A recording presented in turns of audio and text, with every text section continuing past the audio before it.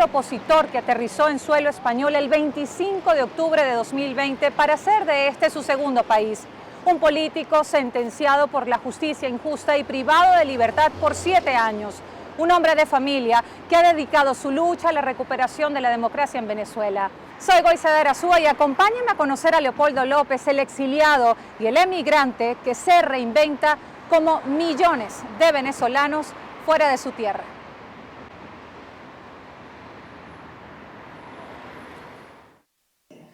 Mira, ese fue un día que yo lo había pensado mucho, ¿no? Lo había imaginado de muchas maneras. Lo había imaginado en Venezuela, lo había imaginado llegando a mi casa. Y bueno, se dio de una manera como yo no lo había planteado, reunirme con toda mi familia fuera de Venezuela. Que yo creo que eso de alguna manera marca una gran felicidad por estar con mi familia, pero también una tristeza de hacerlo fuera de Venezuela, que es mi gran querencia. Pero ese fue un momento muy especial y un momento que siempre recordaré como un hito de mi vida. El encuentro de mi familia, con mis 3 hijos, con Lilian, con mis padres. Mi madre estaba en ese momento pasando una situación de salud muy delicada. Tenía casi 7 años sin ver a mi padre. Entonces, bueno, fue la primera vez que nos encontramos todos y realmente muy feliz ese momento. Pero también me hizo recordar mucho y tener muy presente la realidad de millones de familias venezolanas que viven esa separación. Son millones de venezolanos que hoy están separados de sus hijos o de sus padres por, de alguna manera, la misma razón. Un país que nos ha expulsado por distintas razones. A algunos los ha expulsado buscando oportunidades de trabajo, a otros por persecución política, a otros por inseguridad.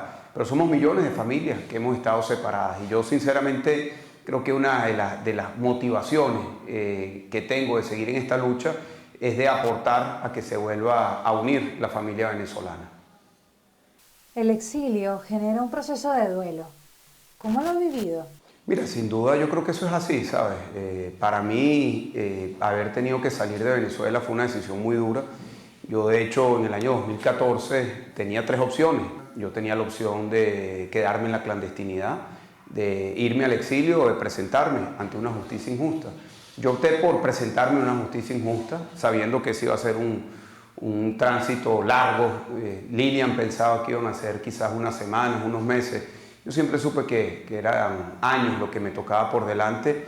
Sin embargo, pasaron 7 años y llegué a la conclusión de que ya podía aportar poco estando en Venezuela en las condiciones que estaba, cada vez más restringido y también separado de la familia. Todo eso me llevó a la decisión de salir de Venezuela. Y tú hablas de un duelo y sin duda eso está allí. Y yo creo que todos los que tenemos que salir de manera forzada de nuestro país tenemos ese duelo.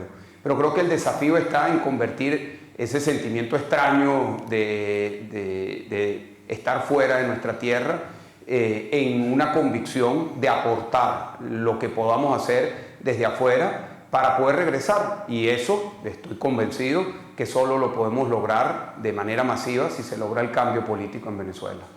¿Qué significa vivir en un plan B? Significa reinventarse. A mí me ha tocado reinventarme muchas veces a lo largo de mi vida y esta ha sido otra oportunidad. Tener que reinventarme en lo personal, en lo profesional, en la familia y sin duda alguna no es fácil, pero creo que como todo uno tiene que superarlo y buscar tener un propósito. Para mí el propósito es la libertad de Venezuela. ¿Cómo se ha programado usted para trabajar desde el exilio por la democracia venezolana? Bueno, lo primero es trabajar en unidad y buscar siempre la unidad dentro y fuera de Venezuela. Y para eso nos hemos trazado una tarea que es tener un objetivo común. En este momento el objetivo es la libertad y elecciones libres. Y eso requiere que tengamos que alinear dentro de Venezuela a todos los partidos políticos, también al país democrático, a la sociedad civil en torno a ese objetivo, pero también, así como nos piden unidad dentro de Venezuela, también es necesario la unidad de los países que apoyan el proceso de democratización de nuestro país. Y allí también le dedico parte de nuestro tiempo a buscar encuentros, alinear estrategias entre los países que nos apoyan. Porque la tragedia en Venezuela hoy en día hay que entenderla en su dimensión internacional. Maduro no está solo. Nicolás Maduro cuenta con un apoyo internacional muy decidido por parte de países muy poderosos como China, Rusia, Irán, Turquía, Cuba, que le dan un apoyo a la dictadura, yo me atrevería a decir incluso más decidido y con mayores recursos del apoyo que recibimos nosotros.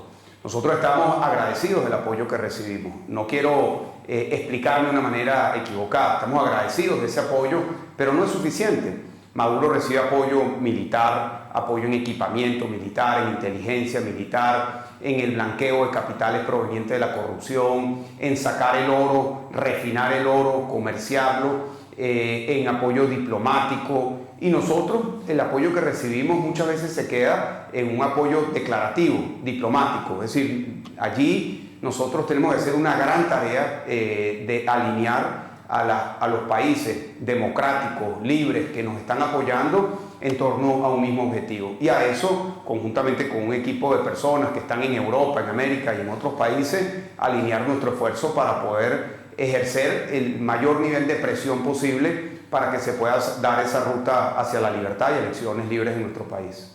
Leopoldo, ese sueño de ser presidente de Venezuela se mantiene vivo desde el exilio. Pero eso le pido que, si pueden, me lo contesten en el próximo bloque que vamos a tener en breve. Leopoldo, ese sueño de ser presidente de Venezuela se mantiene vivo desde el exilio. Mira, la verdad es que eso no es lo que a mí me motiva. A mí me motiva lograr la libertad de Venezuela. Uno ve lo que sucede en otros países de América Latina, por no irnos a otras partes del mundo, en donde se están dando cambios. Se dieron cambios recientemente en Bolivia, en Ecuador, próximamente en Perú, el año que viene en Colombia. Y todos esos cambios se están planteando a través de la soberanía que ejerce el pueblo de esos países a través del voto. Y eso es lo que nosotros queremos para Venezuela. Y esa es nuestra lucha. Hoy allí es donde yo pongo toda mi esperanza, es allí donde yo le pongo el objetivo a lo que yo quiero lograr para mí, para Venezuela. Entonces yo creo que en estos momentos no está bien pensar ni en un partido político en particular, ni en una persona en particular, sino en el reto que tenemos como país de lograr la democracia, de lograr que sean los venezolanos los que podamos decidir nuestro futuro. Hoy, lamentablemente, eso no lo tenemos. ¿Usted se siente mejor en el exilio que, por ejemplo, en la Embajada de España en Caracas? Mira, esa es una pregunta difícil, ¿sabes? Porque uno a veces en la vida piensas que cuando te llegan las cosas a las que aspiras va a estar todo bien, ¿no? Yo aspiraba a estar con mi familia y en ese sentido yo estoy muy contento de estar con mi familia, de poder estar con mis hijos, compartir el día a día de la vida familiar. Pero teniendo eso no tengo algo que también a mí me llenaba y me llena mucho, que es estar en Venezuela.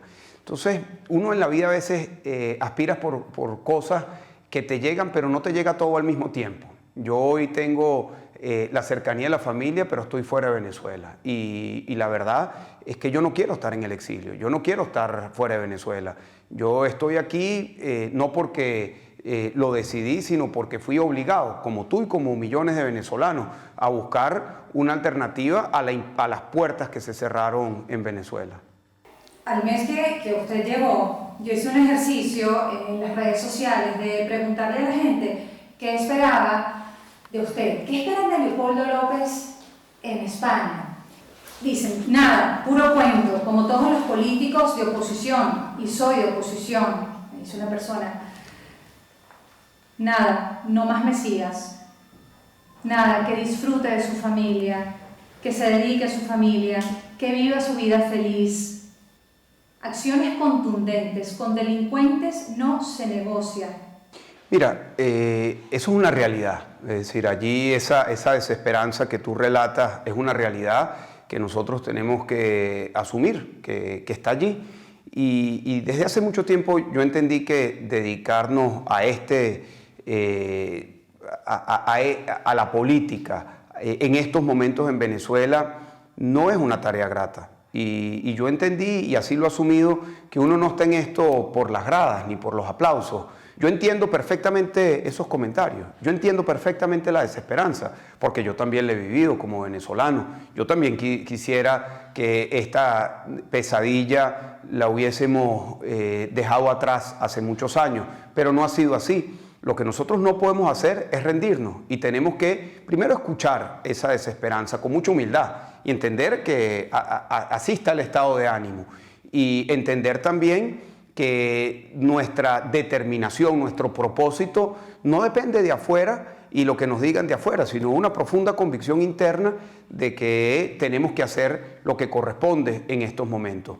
Pero tenemos que comenzar con una ruta, con construir una ruta entre los sectores políticos, los sectores democráticos, la sociedad civil, trazarnos un objetivo común, buscar que ese objetivo sea compartido dentro y fuera de Venezuela, sumar a, como lo dije anteriormente, parlamentos, gobiernos, medios de comunicación, ciudadanos de otras partes del mundo en función de esa ruta. Y es lo que nos toca. Y vamos a transitar este camino lleno de frustraciones hasta que logremos la libertad.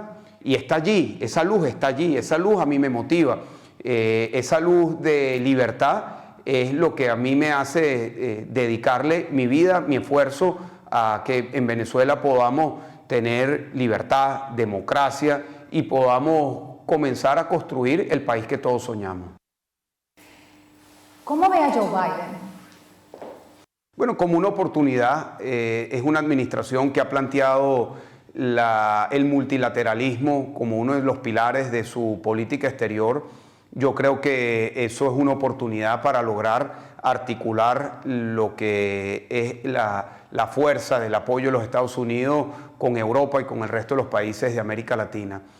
Si bien es cierto que la Asamblea Nacional, Guaidó, recibió un apoyo de decenas de países, la verdad es que allí faltó, y ahora creo que es el momento para volver a amarrar una política común de todos esos países. Y creo que la administración de Biden en los Estados Unidos está transitando en esa dirección, no solo en el caso venezolano, pero también en el caso venezolano, que es tener un abordaje multilateral para la crisis en Venezuela. ¿Qué papel, por ejemplo, juega la negociación? Mira, yo creo que hay que ser contundente contra la dictadura. Yo lo he dicho muchas veces y lo reitero. Yo creo en las sanciones, yo creo en la presión que se puede ejercer desde afuera.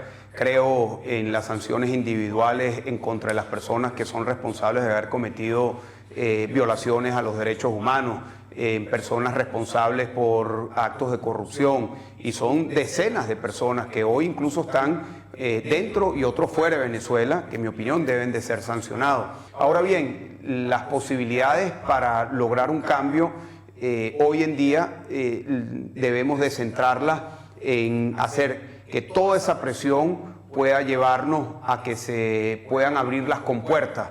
No es sencillo, es un ajedrez muy complejo, en múltiples tableros, pero creo que hacia allá es donde nosotros debemos de apuntar. Leopoldo López jamás imaginó que el verdadero reencuentro con su familia sería en Madrid, una ciudad que poco a poco ha ido descubriendo y entendiendo.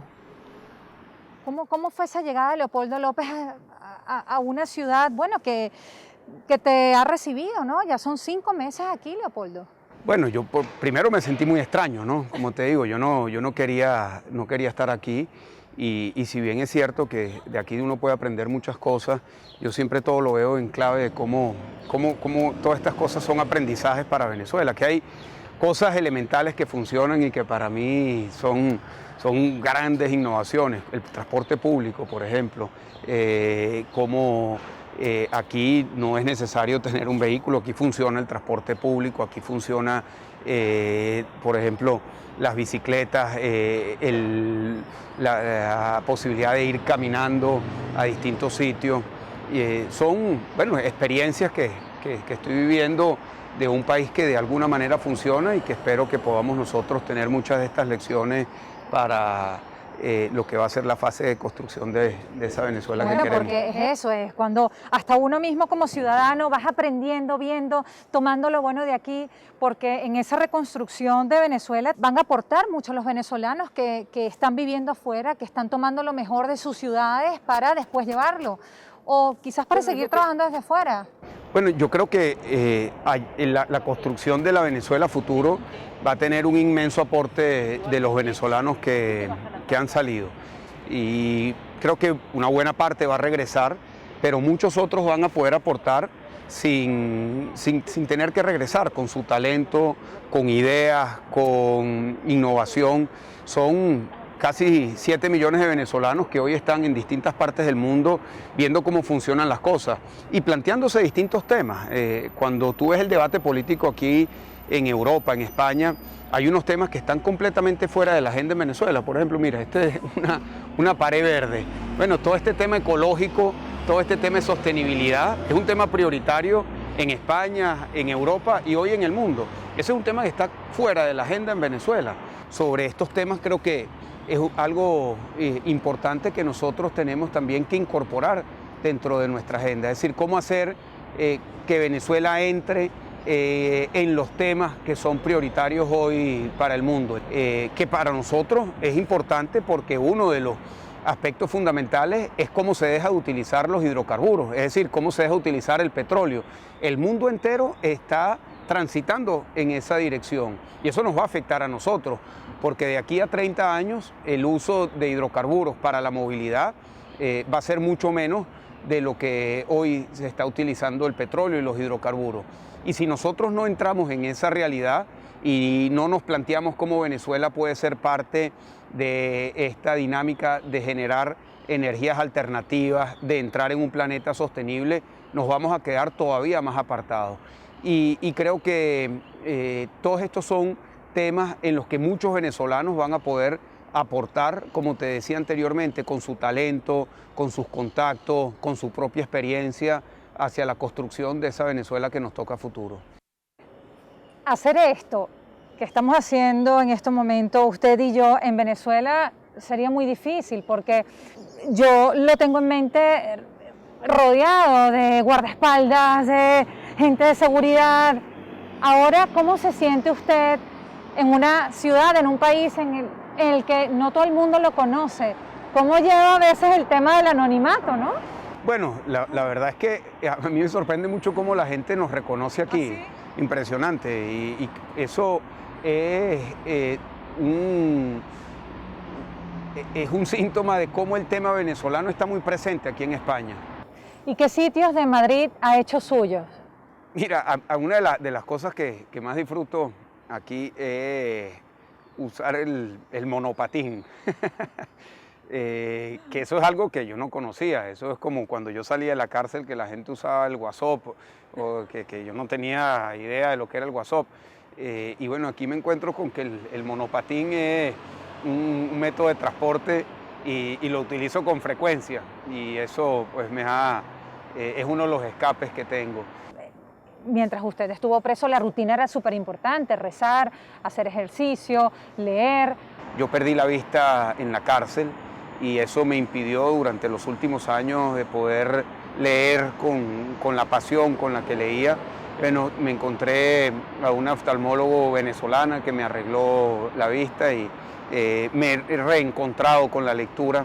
Yo sé que eso quizás es un detalle, pero para mí fue algo muy, muy importante, pues volver a tener la posibilidad de leer con facilidad. También aquí tengo un perro y eso es algo también que nos llena de mucha felicidad a nosotros, de la familia y pequeños detalles, ¿sabes? Como poder ir a un parque con mi hija pequeña, la más pequeña, que está todos los días diciéndome que quiere ir a un parque. Cuando yo era alcalde, nosotros hicimos muchos parques, plazas, hicimos del municipio un municipio peatonal y aquí, bueno, eso es algo que he podido disfrutar y es una característica de la democratización de la ciudad. Todo el mundo puede transitar la acera, todo el mundo puede ir al parque, todo el mundo puede disfrutar de esos beneficios que te da una ciudad construida en función de los ciudadanos. Yo sueño con que en Venezuela, en el futuro, nosotros podamos reconstruir nuestras ciudades, nuestros municipios, en beneficio del bienestar de nuestros ciudadanos. Hoy, lamentablemente, los temas son mucho más básicos. Solo la prioridad, y creo que va a ser así por un tiempo, es cómo garantizar la alimentación, cómo garantizar la salud, pero no podemos perder de vista todos estos otros temas que están sucediendo en el mundo y que nosotros podemos impactar a futuro en el bienestar de los venezolanos. Y así, Leopoldo López llega a sus 50 años reinventándose una vez más, rodeado de sus 3 hijos, su esposa, sus padres, aprendiendo de la diáspora y la nostalgia, luchando por alcanzar su mayor objetivo, la libertad de Venezuela.